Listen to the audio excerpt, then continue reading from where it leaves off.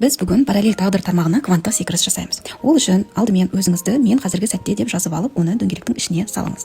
Содан соң 7 параллель тағдыр тармағын жазып шығамыз. Қазіргі сәтте сізге қандай суммада ақша керек? Ең алдымен төменгі суммадан бастаған жөн. 50 мың, 100 мың, 150, 200 мың, 300 мың, 400 мың және 500 мың.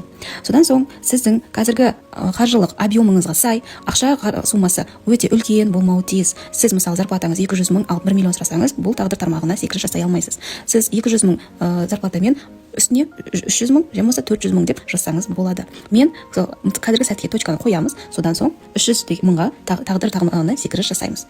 Ол 300 мыңды үшбұрышқа саламыз. Осы 300 мың түскен кезде біздің ішкі жан дүниеміз қандай сезімде болады, соған акцент қоямыз. Мысалы, қуаныш, таң қалу және тыныштық. Осы сезімдер орын алып, сол кезде басқа тағдыр тармақтарына жол жабылады. Осылайша біз кванттық секіріс жасаймыз. Егер сізге қандай да адам жақпай жүрсе және сіз ол адамның өзгергенін қаласаңыз, онда осы техниканы пайдалансаңыз болады. Алдымен сізді алайық, және екінші дөңгелек сізге жақпайтын адам. Ол келесі дөңгелектегідей мысалы өзгеру тиіс сіздің ойыңша. Ал сол адамға сіз қазірден бастап өзгергенде қандай қарым-қатынас жасайсыз, дәл сол қарым-қатынасты қазірден бастап жасаңыз. Сол кезде екеуіңіздің араңыздағы өсу бір деңгейге жоғары көтерілу үрдісі болады. Яғни сіз егер де осы адамға қазір ұрсып ренжіп жүрсеңіз, онда қазірден бастап сыйлап, құрметпен қараңыз. Бұл техникадан кейін ол адам міндетті түрде өзгереді. Тұз энергия әлемінде антисептик секілді. Спирт антисептик микробтардан тазартса, тұз негатив теріс энергиядан тазартады. Күнделікті өміріңізге күніге кешке қолыңызды тұз суға жууды әдетке айналдырыңыз. Қолыңызды жуып жатқанда келесі сөздерді айтыңыз. Жаратушы ем, қолымды тұзбен жуамын, өмірімдегі өзімнің бойымдағы жамандықтардан құтыламын. Қолымды тұзбен тазартқандай, өмірімді солай тазартамын деп 7 рет айтасыз. Себебі қол алыс-беріс каналы. Қолмен амандасқанда, бір адамның я болмаса зат ұстағанда, ол жерде қандай энергия бар екенін білмейсіз. Біреудің негативі өтіп кетіп жатса, тұз сумен жуып, бәрін тазалайсыз. Әрбір айдың 25-іне істеуге болатын техника. Алдымен шексіздікті сызып алып, шексіздік материалды және рухани әлемді біріктіретін элемент. Шексіздіктің сол жағына аты жөніңізді, ал оң жағына арманыңызды нақ осы жақта жазып шығасыз.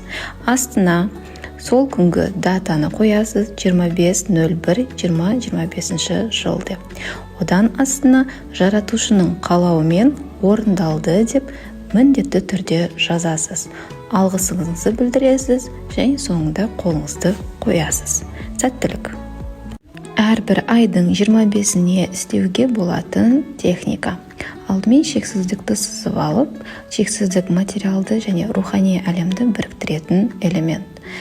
Шексіздіктің сол жағына аты жөніңізді, ал оң жағына арманыңызды нақ осы жақта жазып шығасыз. Астына сол күнгі датаны қоясыз, 25.01.2025 жыл деп.